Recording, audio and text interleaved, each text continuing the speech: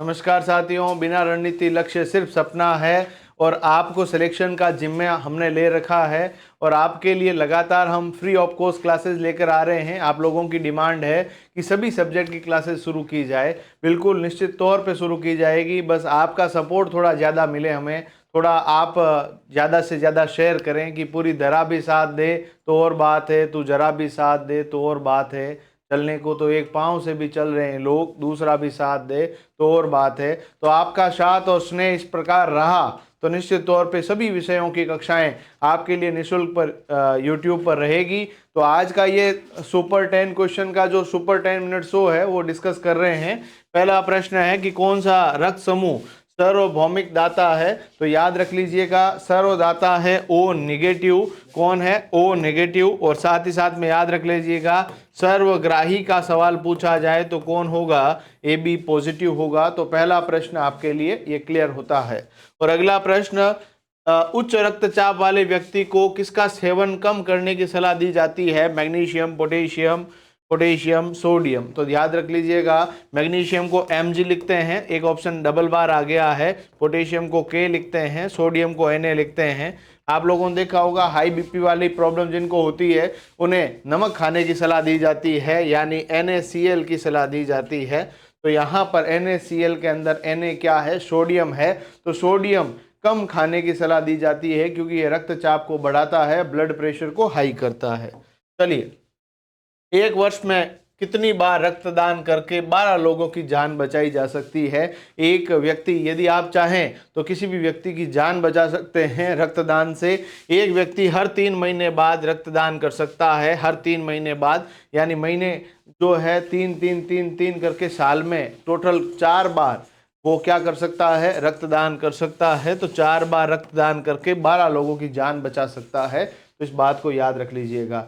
रक्तदान के अंदर 1 यूनिट 350 ml होती है, जिसमें 300 ml ब्लड और 50 ml जो है एंटीकोगुलेंट एजेंट यानी प्रतिस्कंदक कारक होता है, और उसका नाम सोडियम सिट्रेट या सोडियम एसीटेट है। हमारे शरीर में रक्त को जमने से रोकने के लिए एक प्रतिस्कंदक कारक हिपेरिन काम करता है, जो रक्त को जमने से क्या करेगा? रोकेगा। हिपेरिन का स्त्रावन यकृत से होता है।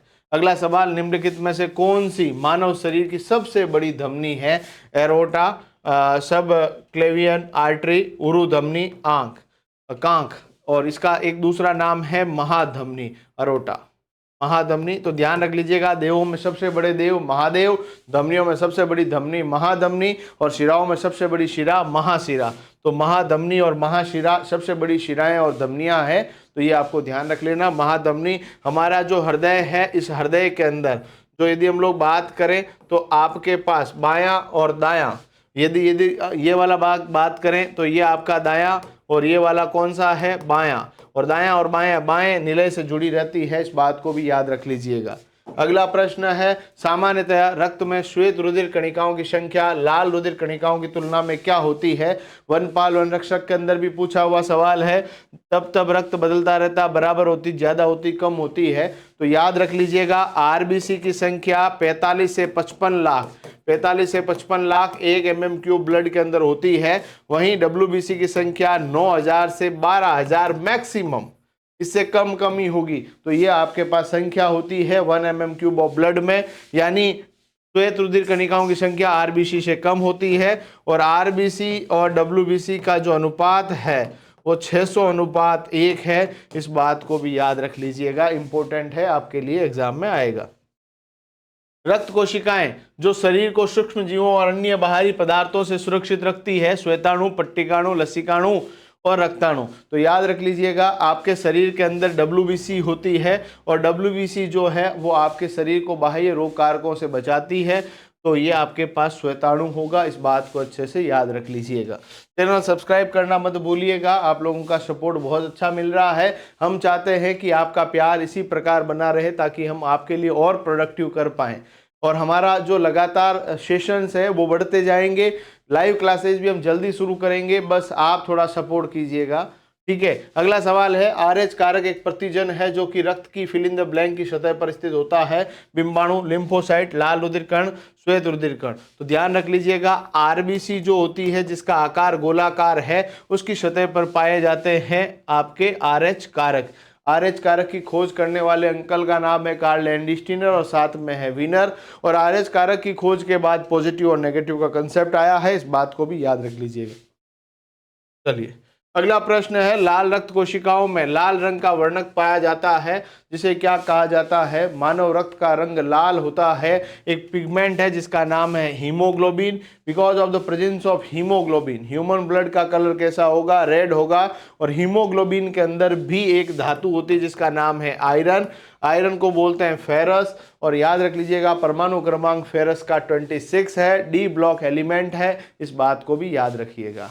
चलिए अगला प्रश्न, स्वस्थ लाल रक्त कोशिकाओं के लिए कौन सा खनिज आवश्यक है जिसकी कमी से एनीमिया रोग होता है? Iodine, chromium, iron, magnesium. पहली बात तो इन सब के प्रतीक याद होने चाहिए। आयोडीन को आई से लिखते हैं, क्रोमियम को Cr, आयरन को हम लोग किससे लिखते हैं बेटा? आयरन को लिखते हैं Fe, मैग्नीशियम को लिखते हैं Mg। अब मैंने जैसा पिछले क्वेश्चन में बताया था कि मनुष्य के रक्त के अंदर लाल रंग रखने वाला हीमोग्लोबिन वर्णक होता है और हीमोग्लोबिन के अंदर एक पदार्थ होता है आयरन जिसकी मात्रा 4% तक होती है। और आयरन के कारण ही मानव रक्त का रंग कैसा होगा? लाल होगा। और आयरन की कमी हो गई तो एनीमिया हो जाएगा, deficiency of blood, deficiency of haemoglobin, deficiency of iron, तो वहां पर क्या होगा? एनीमिया, जिसमें रोगी का है ना थकावट रहेगी, शरीर में काम करने की इच्छा नहीं होगी, रोगी आराम करेगा, आराम करता करता थकेगा तो पुनः आराम करेगा, ऐसी बीमारी हो जाएगी, मतलब उसको वीकनेस वगैरह रहेगी। हिंदुस्तान के अंदर यदि हीमोग्लोबिन की मात्रा 10 से कम हो तब उसको हम लोग एनीमिया का पेशेंट मानते हैं। WHO बोलता भैया 12 से कम होगा तब उसे एनीमिया का पेशेंट मानेंगे। 12 से 14 ग्राम पर 100 ml आपका हीमोग्लोबिन का जो काउंट है वो एक एवरेज काउंट है, इतना होना चाहिए। महिलाओं में हीमोग्लोबिन पुरुषों की तुलना में थोड़ा कम होता है। अगला प्रश्न, वयस्क पुरुष में RBC की सामान्य संख्या कितनी होती है? तो 5.5, 5.4, 4.5, 4.0। तो देखिएगा ऑप्शन इस तरह से आना चाहिए था, 4.5 से 5.5 मिलियन, है ना, इस तरह का ऑप्शन आना चाहिए और वो भी 1 mm³ ब्लड के अंदर होना चाहिए। ठीक है, तो ये थोड़ा ध्यान रख लेना, इसलिए इसका ऑप्शन में हाईएस्ट लिमिट को मैं मान लेता हूँ, बाकी इस तरह के ऑप्शंस जनरली नहीं आते। एक आध एग्जाम आया हुआ है इसीलिए मैंने ऐसे ऑप्शन दिए हैं, बाकी एकदम इतना एकदम पास के ऑप्शन नहीं आएंगे। 4.5 से 5.5 लाख, 4.5 से 5.5 मिलियन यानी 45 से 55 लाख, 45 से 55 लाख आपकी क्या होनी चाहिए? RBC होनी चाहिए। यदि RBC की कमी है एनीमिया रोग हो जाएगा और मलेरिया रोग में भी RBC की कमी हो जाती है, इस बात को भी ध्यान रखिएगा। चैनल सब्सक्राइब करना मत भूलिएगा, वीडियो लाइक कीजिए, अपने दोस्तों के साथ शेयर कीजिए, क्योंकि खुशियां बांटने से बढ़ती है। आपका सपोर्ट इसी प्रकार बना रहे, तब तक के लिए धन्यवाद।